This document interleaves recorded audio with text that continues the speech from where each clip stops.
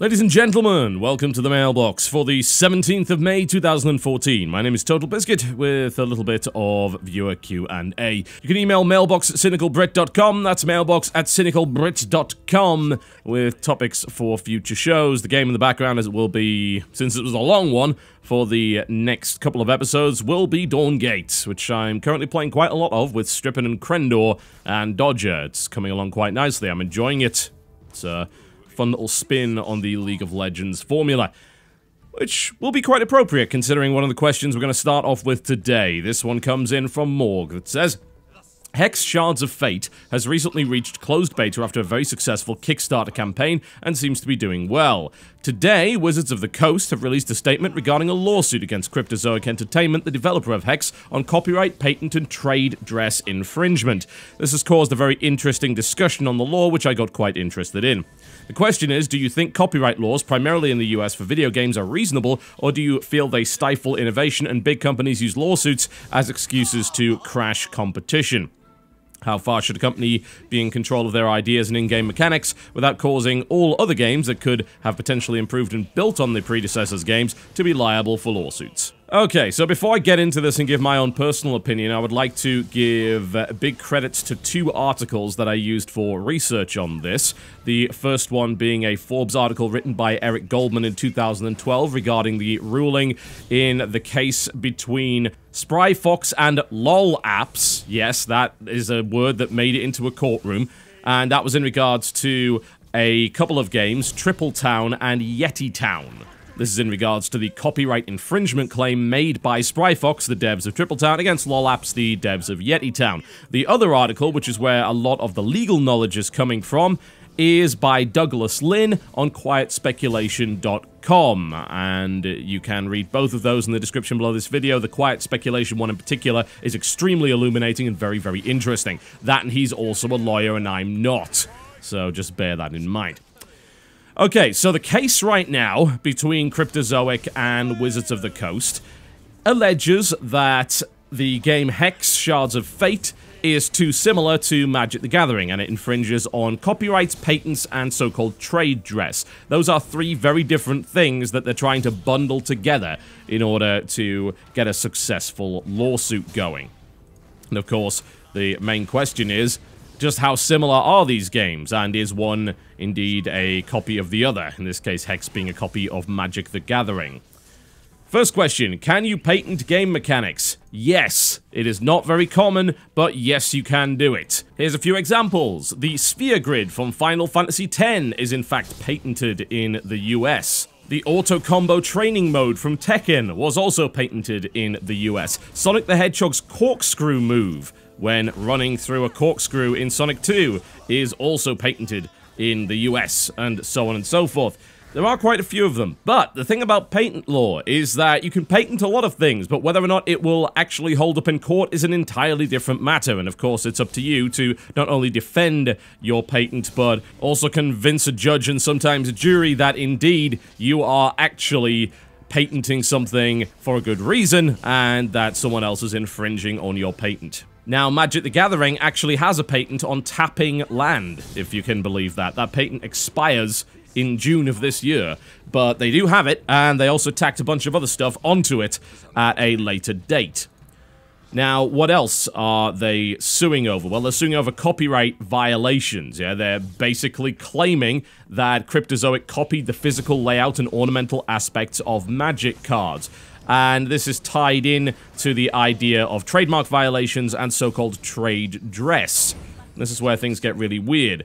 Trade dress is a concept when it comes to presenting a product in a specific visual way that has no actual impact on the product itself. The Quiet Speculation article gives the example of Tide washing up liquid and Tandil washing up liquid, yeah, both washing machine detergents, and they both have very similar looking bottles, to the point where Procter & Gamble is actually suing the makers of Tandil as a direct result. Now, the shape and color of the bottle is actually irrelevant because it has no actual function itself, but it is recognizable, and that's called the trade dress. Now, the weird thing about this claim, according to this article, is that they are claiming several things are part of a trade dress when in fact those Specific things have function, and they can't have function if they're part of the trade dress, so there's some weird stuff going on with that. That's a very, very basic rundown of what the Wizards of the Coast guys are alleging that Cryptozoic has done. So the question is it okay that they've done it? Is it not okay? And what do I think of patents and copyright claims when it comes to originality within the games industry? Now, I've been very vocal against blatant cloning, and I dislike a lot of mobile games as a direct result of that. A couple of days ago, I put out a tweet about Muffin Knight, which is a blatant, and I do mean blatant, clone of Super Crate Box. Vlambeer, of course, having been a company that's been cloned multiple times, which absolutely sucks for them. But Muffin Knight was making its way onto Steam, and I was reminding people, look, this game's actually a clone and a ripoff, so just bear that in mind. It is very, very similar indeed in terms of its game mechanics, although it does differentiate in certain respects. Not enough, in my opinion, at all to justify it, but there you go. However, I'm also in favor of genre evolution via iteration, and that's actually what a lot of the games industry is built upon. The idea that you take a game mechanic that works and you build. This is a great example. Look in the background, Dawngate. How many people have said, oh, it's a LOL ripoff, blah, blah, blah. So, here's my opinion when it comes to genres, right? Genres are based on certain game mechanics and, of course, certain themes. Now, the themes can be very flexible. For instance, not every first-person shooter has to use an M16. It could be World War I weaponry, World War II, it could be laser guns. Hell, it might even be something like a set of crossbows or slings or something along those lines.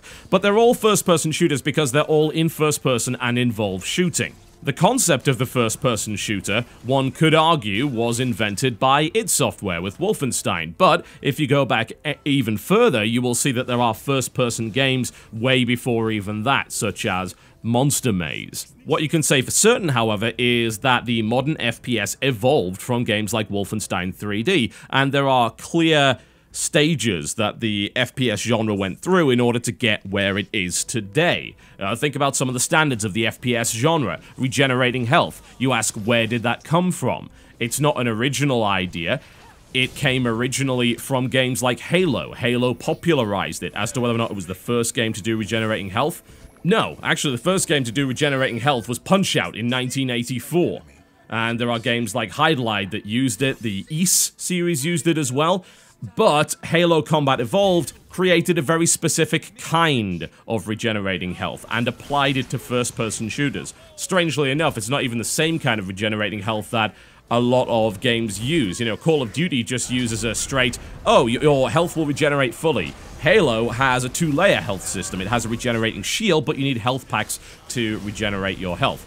Now, you could argue that the specific implementation of regenerating health in Halo could be patentable, but the chances are that it would be successfully challenged and it would be successfully defeated in court were that to actually happen. It has become ubiquitous. It has become part of the genre. And those concepts are very important to creating genres successfully because you build upon previous work and you learn. You learn what works, you learn what doesn't, and as a result, the theory is that we end up just getting better games in the long run. Dawngate obviously takes a lot of concepts from League of Legends. That should be blindingly obvious, I think, to everybody.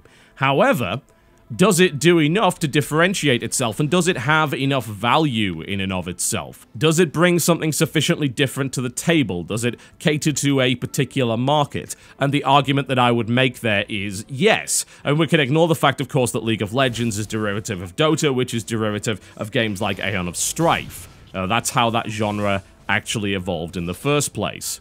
But with a game like Dawngate, it takes the feel of League of Legends in the sense that it has a lot of very low cooldown abilities. It focuses on harass and last hitting as opposed to things like denies. It has a UI that looks fairly similar to League of Legends, But it also diversifies in certain respects. It has a different loadout system, it has a different way of acquiring heroes, it has the addition of spirit wells to the game, which provide passive income, can be harassed and stolen.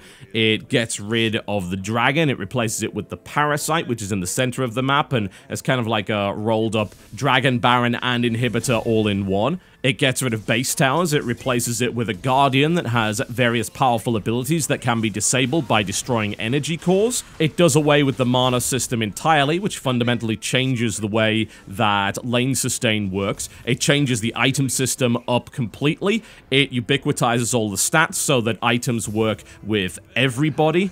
It also has a flexible meta system, which allows you to pick a role and a character, which will provide you with a set of passive buffs. And all of those things combine together to provide a sufficiently different experience.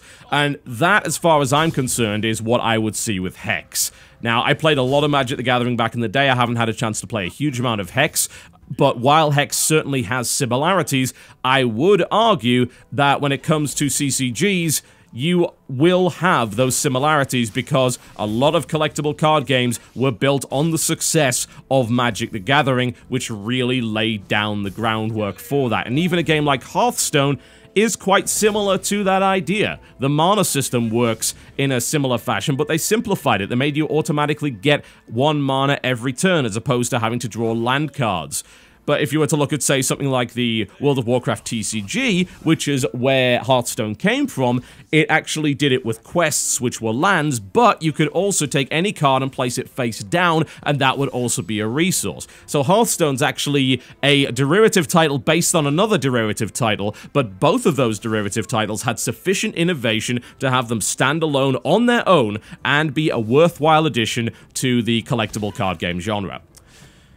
And that is pretty much my opinion on that. If you are blatantly trying to clone something, if you are blatantly taking a game like Triple Town and turn it into Yeti Town, or you're taking Super Crate Box and you turn it into Muffin Night, or you are, of course, taking Threes and turning it into 2048, as far as I'm concerned, you are creating a blatant clone and you are doing so with full knowledge of what you are doing. I do genuinely feel that intent is very important, although of course it's rather difficult to prove, and I find those kind of things difficult to justify.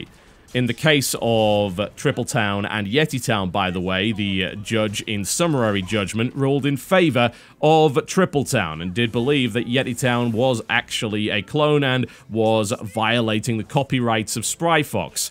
The problem is, does it really have to go to court every time this happens? Because in the case of 2048, there's no way the Threes developers are going to be suing the guy that made 2048, especially when he made it open source and initially didn't make it for profit, although he then released an app and most assuredly did make a profit on it. Can a company like Vlambeer successfully sue a company like Angry Mob for Muffin Night, although they'd probably want to be going after some of the even more blatant clones that made absolutely no effort whatsoever to change the formula, such as, say, Ninja Fishing by Game Nauts? Well, the answer is yes, they can, but it costs a huge amount of money. And honestly, they have no guarantee they will win. There is case law for this kind of stuff. There is precedent, but more often than not, it's in, say, a district or regional court, and it doesn't necessarily apply to a different state. And of course, this stuff goes worldwide. It is an absolute nightmare.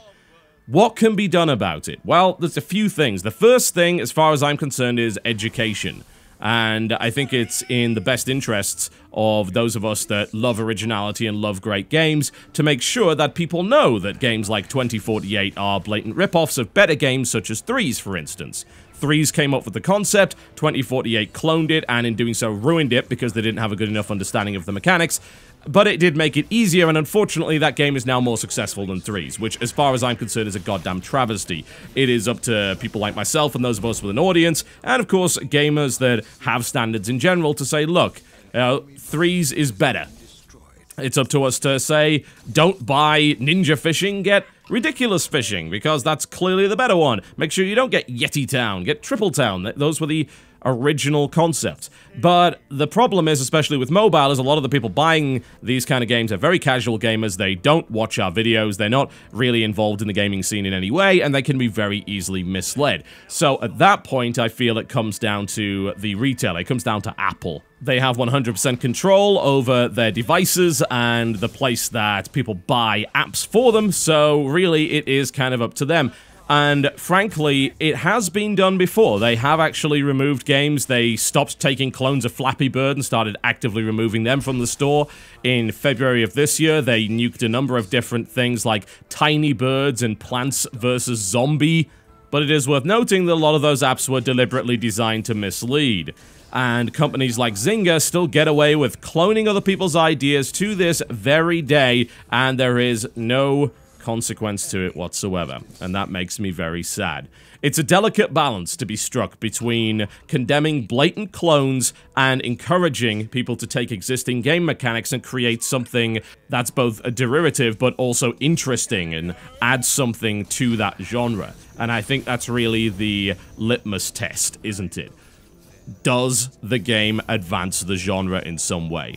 What is its purpose? Does it hit a different demographic?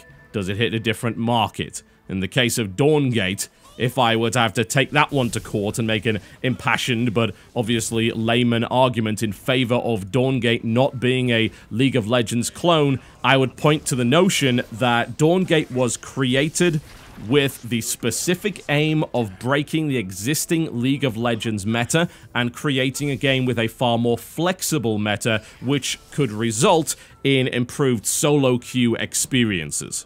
What's the market they're trying to attract? Those disillusioned with League of Legends meta, of course. Those who do not wish to rely on whatever Riot dictates for their game and wish to try something similar enough, but not so radically different to be something along the lines of, say, Dota 2, which has a much higher learning curve and more stringent requirements upon its players. So yes, it is in fact inhabiting a space within the genre without just stomping on somebody else's ideas that happen to be there first.